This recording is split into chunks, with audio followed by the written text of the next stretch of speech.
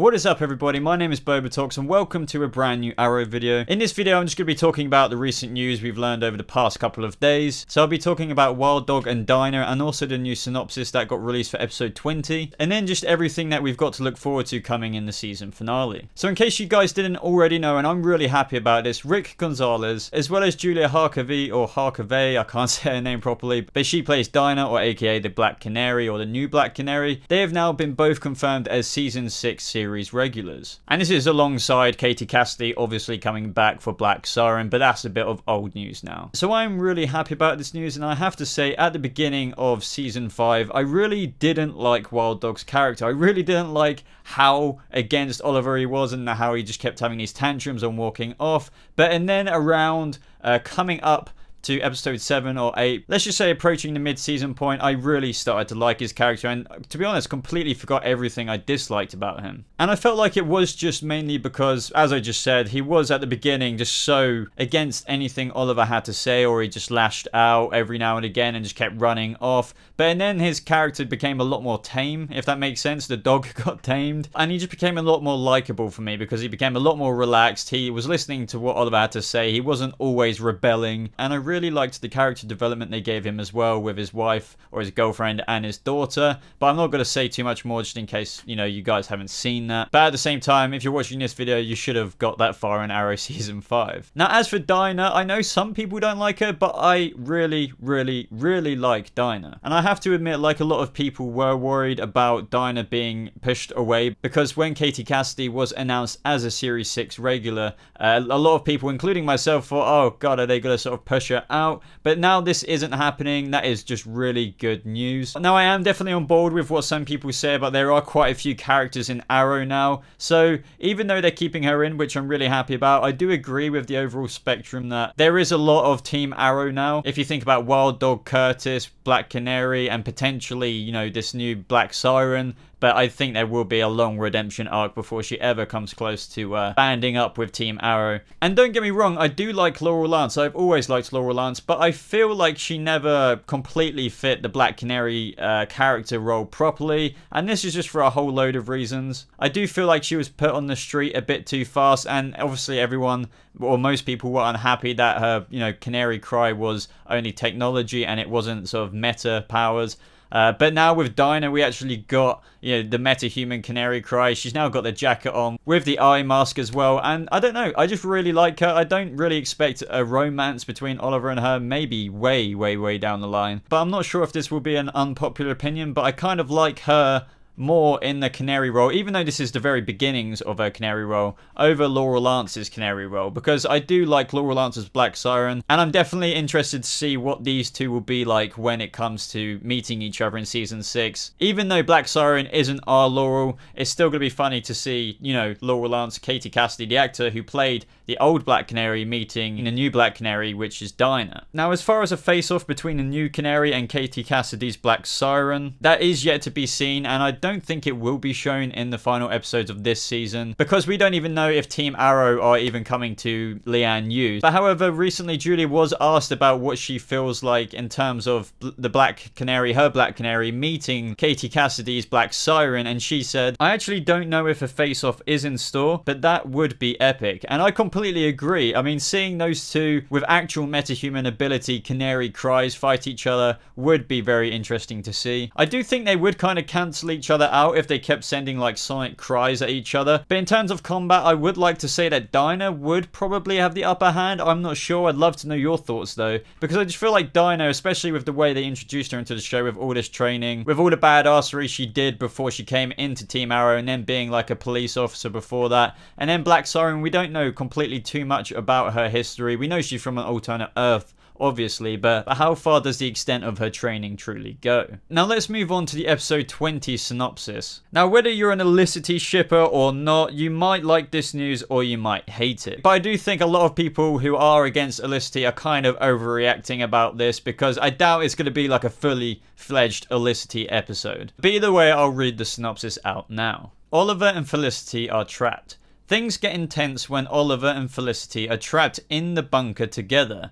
Meanwhile, Lila and Diggle deal with their martial issues. Now, a lot of this Elicity fan outrage for all the people who obviously don't like Elicity comes from a statement that Mark Guggenheim said about what will be explored in this 20th episode of Season 5. And he explained how Elicity's breakup will be elaborated on or more explained in this episode through flashbacks. And this is what he had to say. The flashbacks are to a different time period, as we occasionally do. They take place between seasons 4 and 5. They never really had a full-on discussion or exploration of why that breakup happened. Felicity just sort of reached her breaking point and walked out the door. This is definitely an examination of the state of their breakup. It comes out of the events of Series 5, Episode 19, Dangerous Liaisons, and quite frankly, all the other episodes that led up to it. Something happens in episode 19 that really tees up this conversation. So basically saying all the episodes kind of led up to it, and episode 19 sort of triggers it off for episode 20 for Oliver and Felicity to sort of talk about, you know, what actually happened, and finally, I guess, putting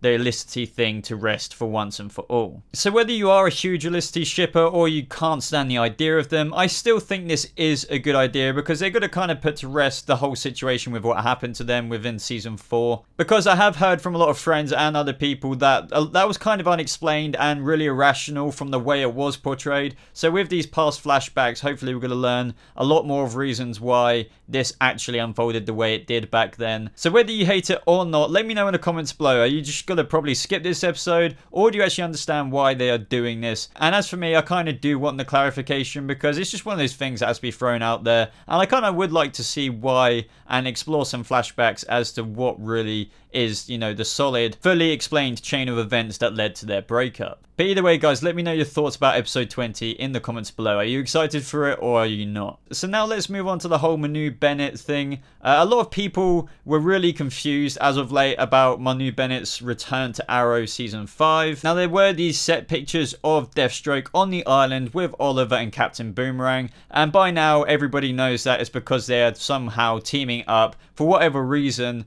to go against Prometheus. This is when Manu Bennett basically said, what the hell, you know, I'm not there, or like this, that, and the other, and how he's not returning back to Arrow, and this was partly trolling and partly truthful. This is because the person under that Deathstroke suit was a stunt double, and that's usually the case most of the time, because whenever an actor is to do any action scenes, which is fairly obvious with Deathstroke, is a major thing and a big part to do with his character whenever that suit is on. He didn't need to be there for that time, but recently, I think as much as yesterday or so, he arrived in Vancouver to fill in for the scenes where the mask isn't on his face, and also to record the voiceovers for when that stunt double was going around on the island and most likely doing these action sequences. But obviously for those voiceovers we won't actually see Manu Bennett's or Slade Wilson's face because the mask will be covering his face the whole time. So now for this part of the video, guys, I just want to talk about the finale or the final few episodes and put across a few thoughts to you guys, and I really want to know your opinions with this, so be prepared to type in the comments below about what I have to say now. So do you think Prometheus will end up dying in the finale? I mean, I don't know what to definitively think about it because at the end of the day I do not know the answers because I do not know the finale ending.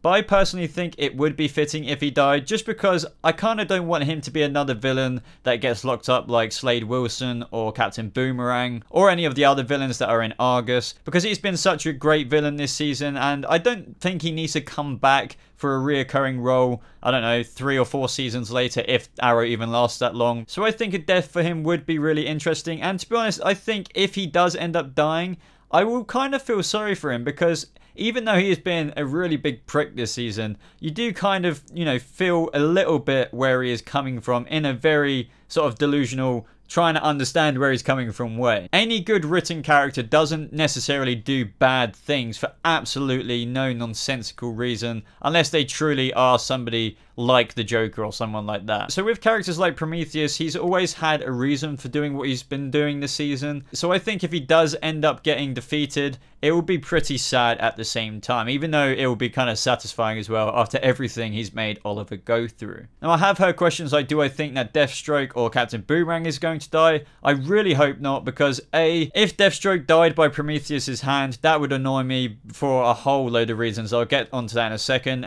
If Captain Boomerang died, that would just just be silly because he is mainly a Flash villain and he really needs to be used more on that show in the seasons, potentially even season 4 if there's going to be a villain team up with, I don't know, the Thinker or Clifford DeVoe, but that's a whole other video. So it'd be a complete waste if Captain Boomerang died. But as for Slade Wilson, if he died in this battle, I would be very pissed off, just mainly because he is a badass. And I've had lots of conversations with friends and other people about how Slade Wilson has had so much training and badassery to him. And yet Prometheus has only kind of trained for like a couple years with Talia. And if you think about it, Oliver had 5 years on the island and now 5 seasons worth of experience. And now here's Prometheus. Granted, like, you know, he would be a badass after all that training, but it's just, I don't think he would, you know, take out Oliver Queen, let alone Deathstroke. But I would love to know your thoughts with that. So this seems to be turning into a whole death conversation. So I want to ask, do you think Artemis will die? As for me, I do think that is the most likely option because after everything that's happened with her character this season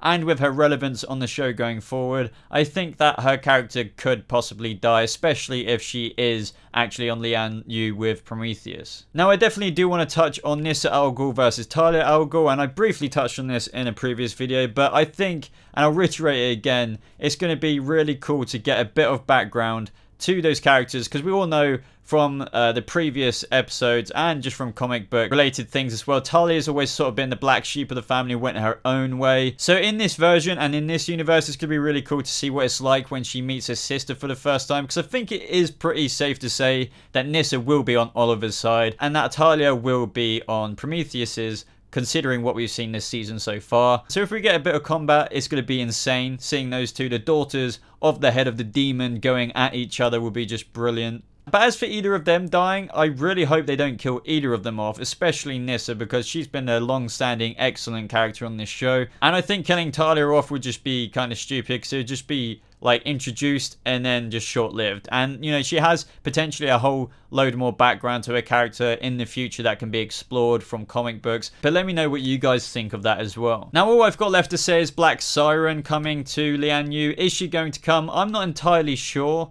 because whose team would she be on if that is the case? Before, we did see her work for Prometheus because he let her out of Star Labs, but Katie Cassidy has recently arrived in Vancouver, so it is going to be interesting to see how she is involved in these finale episodes. So yet again guys, let me know all your thoughts with all of these questions I've posed in this video in the comments below, because I really love discussing these things with you. But either way guys, if you made it this far in the video, please leave a like on it if you did end up enjoying it, just as it really shows your support for the channel. And also, if you are a subscriber, maybe even consider following me on my social medias. The links to my Facebook and my Twitter are in the description below, so if you just want to stay a little bit more up to date with me, be sure to check those out. But anyway guys, thank you so much for watching, and thank you for all your support as always. I hope you have a lovely rest of your day and a lovely weekend, and I'll see you in the next video. Goodbye.